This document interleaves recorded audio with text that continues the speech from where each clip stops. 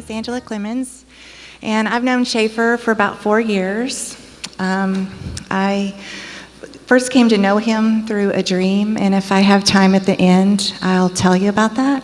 But he's a political prisoner serving time in Terre Haute, Indiana.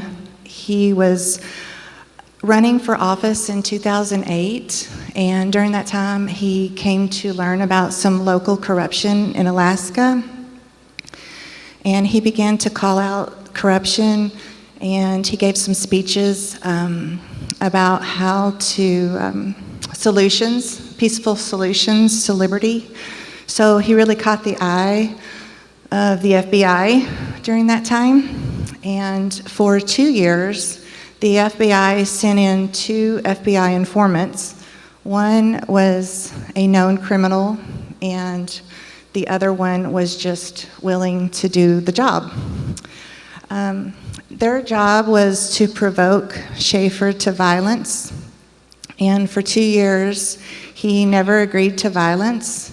At one point, the FBI informant got so upset that he did not agree to violence that he pulled a knife on one of Schaffer's friends' throat to try to provoke Schaffer. That still didn't work. Kind of skipping to the state of Alaska, they tried Schaffer. They brought the case before the state, and the state of Alaska threw the case out. They heard the 2 years of tapes and threw the whole case out, knowing there was really no case. So the federal government took him to federal court, and the same tapes that were played in the state case were not allowed to be played in federal court. So he was convicted and charged with solicitation and conspiracy to commit murder. I tell people that he was convicted of soliciting no one to kill no one. So usually with a conspiracy charge, there's a target. But at the federal trial on June 12th, 2012, the judge actually said that it will include little green men from Mars because some people believe in them. And that's what he said about the conspiracy charge. So it's kind of like, as a parent, if you say, I will protect my children, well, you're not soliciting anyone, and you're not agreeing to murder anyone. You're just saying, I will do what I need to do to protect the people I love. So he was convicted and originally sentenced to over 26 years. And he was sent to a prison called a CMU. It's considered a black site prison, and there's 2 in America. One is in Marion, Illinois, and one is in Terre Haute, Indiana. It stands for Communication Management Unit. We don't actually know who runs them. We've done FOIA requests to find out who runs them, and it comes back as it's not a government agency, so they don't have to tell us. But at this prison, they've been exposed to different kinds of tortures that you don't usually hear about. Some of the guys have scurvy and beriberi, so they're basically giving them a starvation diet. Those are vitamin deficiencies. They've been exposed to extreme temperature deviations, where they'll make it so hot in the cell that they can't touch the floor with their feet, and then they make it so cold that the water in the toilet freezes. They've been exposed to extreme sleep deprivation, where they'll wake them up around the clock every 30 minutes or so they never actually get to a good sleep. They are always behind glass, so like even when his mother comes to visit, he can never hug his mom. So it's like going years and years and years, never having the touch or a hug from a loved one. For the whole time he was in prison, he's been in 9 years. For 6 months, he was in a general population. And during that time, he got to visit his 2 children.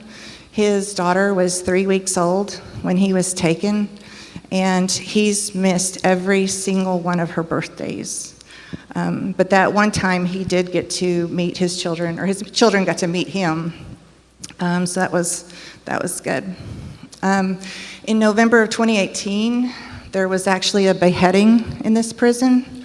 It was religiously motivated, and another prisoner named Rodney Hamrick, he took a wire and beheaded a man in front of Schaffer, and he grabbed another man and stabbed him 12 times when another prisoner, who's like 6'5", Kurt Johnson, he stood up and said, "That's enough," and he kind of backed away.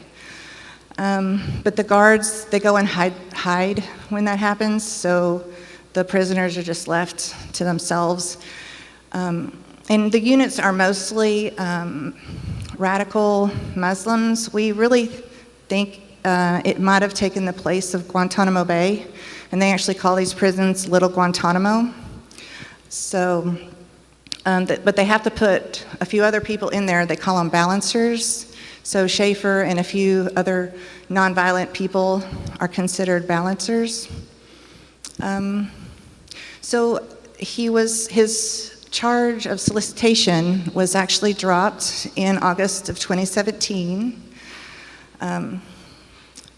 And he was resentenced for that dropped charge this past November, 4th and 5th. So during that time, they took a little over 11 years off his sentence.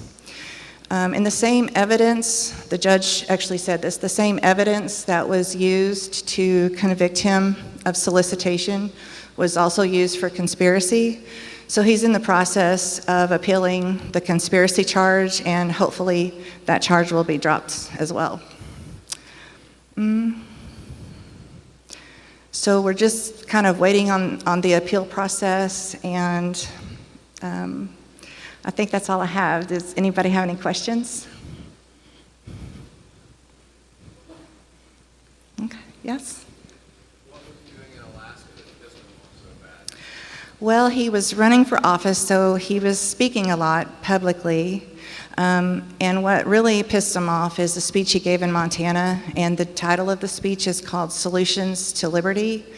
He was trying to come up with solutions for freedom and to hold people accountable, to hold the cops accountable.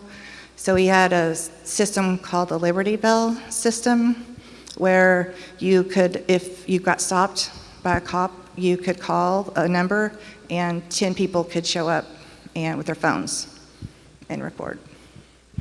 Mm-hmm. What was the corruption that you found in Alaska? Well, he was learning about a pedophile ring and a drug trafficking ring. And the story that I've read is those two groups of people were hiding each other. The cops were turning their eyes, and the politicians were turning their eyes on the drug trafficking of the cops. So,